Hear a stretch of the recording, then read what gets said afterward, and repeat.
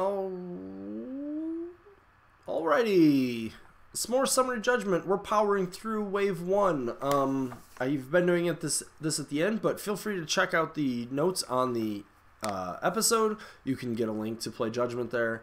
You can also get a link to my Discord, my Facebook, and Griffin's Drew's Painting, who is the most excited about all these models.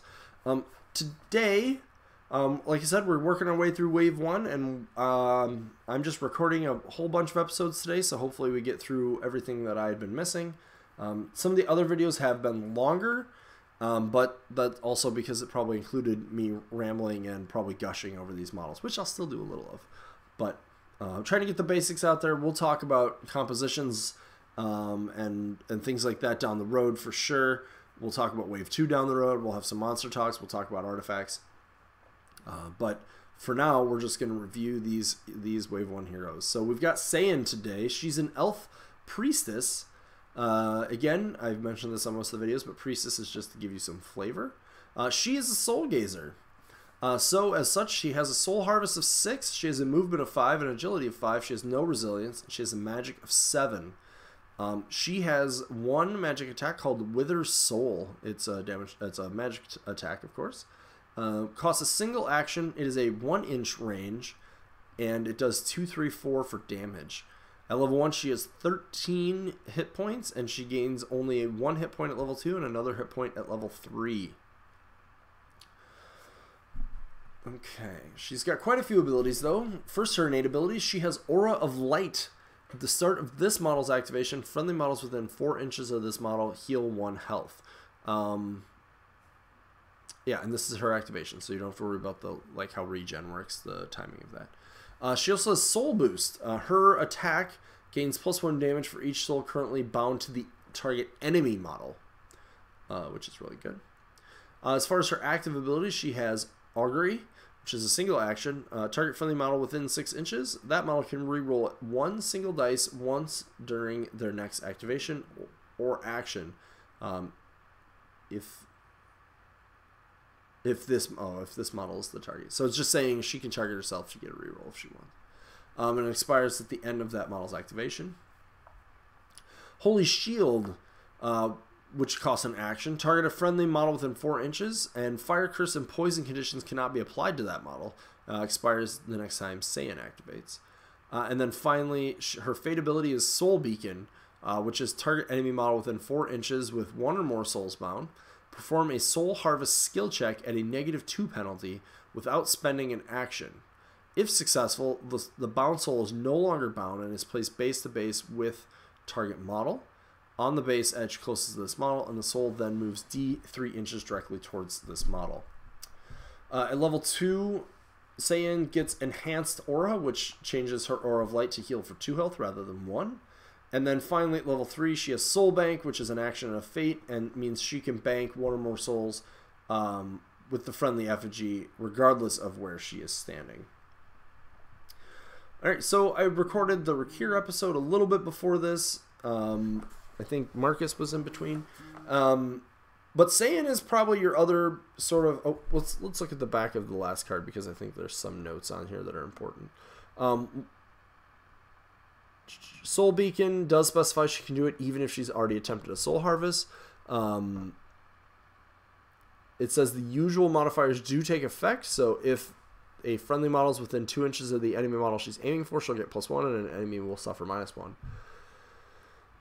A special note on her attack, it says magic attacks in melee. So if Wither Soul is a magic attack, but it is used in melee. It's a little odd, but basically they're saying all the other 1-inch attacks in the game are melee attacks, so this is treated something like that, but she's not able to charge using that attack, is one of the things it specifies. Normally you can't actually use magic attacks if you are in melee, so this is also separate from that. And then Augury we talked about before, which if she casts it on herself, she can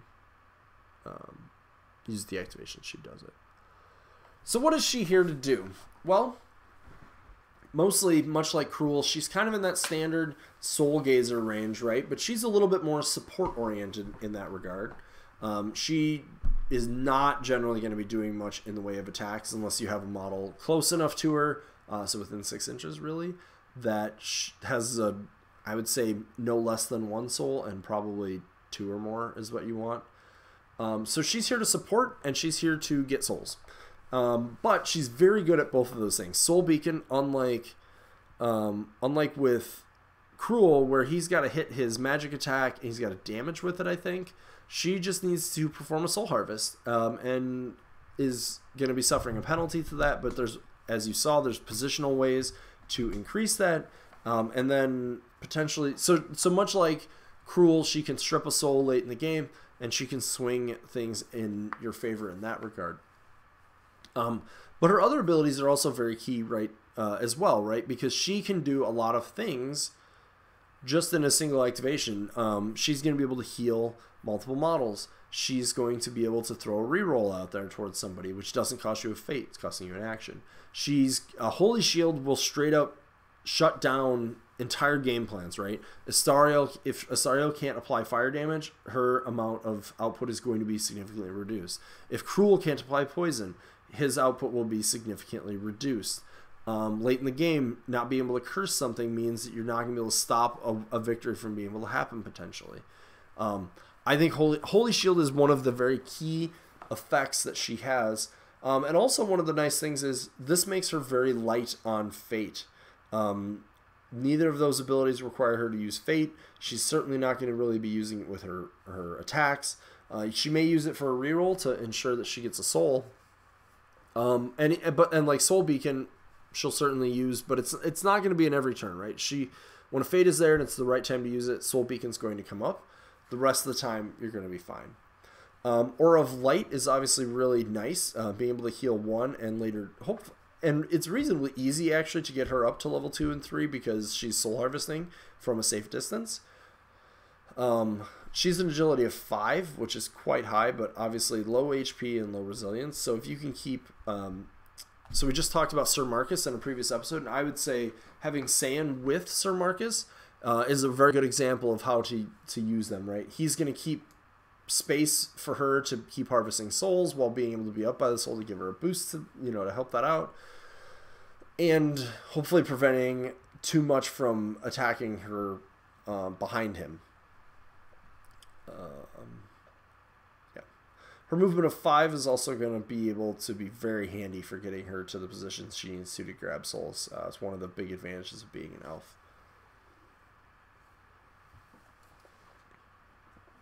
I'm just trying to see what else we might have here. Healing for 2 health just for free also is very good when you get to level 2. Being able to bank souls late in the game, this soul bank ability could be incredibly clutch, because if she can get up to 3 souls and then just bank those without having to sort of like waste an activation to go too far out of the way, that's going to be really, really critical in some games.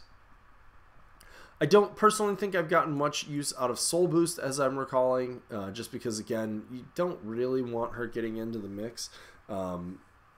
She's a Magic 7 solid, but she's not getting a charge. She's not getting a lot of stuff that's going to boost that up. 2, 3, 4 is good. Like I said, if they do happen to have somebody who has a soul or 2 nearby, 2 souls and her magic of 7, especially if you can get them like knocked down or any other like buff to your ability to do any accuracy, being that her crit goes up to like 5, 6, she could actually put out a lot of damage. But in general, especially early in the game, you're going to be trying to leverage Holy Shield, Augury, and pick up souls. I would say a perfect turn for her would probably be apply Holy Shield, get a soul. So if you can manipulate it for that to happen, I think you're going to be really happy with your use of Saiyin. Again, the model's very cool. You can sort of see from the art on the card, but hopefully I can do this on my camera, but she's got like a soul she's like drawing up out of actually the grave of Zarin Bogdan, who's another soul gazer. Zarin ends up on a lot of gravestones. It's really interesting. He's a necromancer, but time on the shadow plane is a very relative thing. But this model's very cool. A lot of very good opportunities for like OSL type effects because of that soul and whatnot. So anyways, Is there anything Saiyin does not like to see? I would say any attacks that can get to that are hard to prevent to get on her are things she does not want. She can be very strong. Also, if the map is light on souls, I think you're not going to find she's as strong. But that's true for most of the soul gazers, right? She's not doing anything kind of extra other than protecting her friends and getting souls. Like, that's what she's going to be doing for you. So if it's not a good map to protect your friends or be getting souls, Saiyin may not be the model you want to play. All right, so we'll go ahead and start wrapping that up there. As always, if you enjoy these, please let me know on the show notes or on any of the social media. I mentioned this earlier, but you can check out the Judgement link in the notes. Also, feel free to check out Griffin's Drew's painting, who is super excited to paint all of these gorgeous models. And as always, I would like to thank you for watching, and we will see you next time.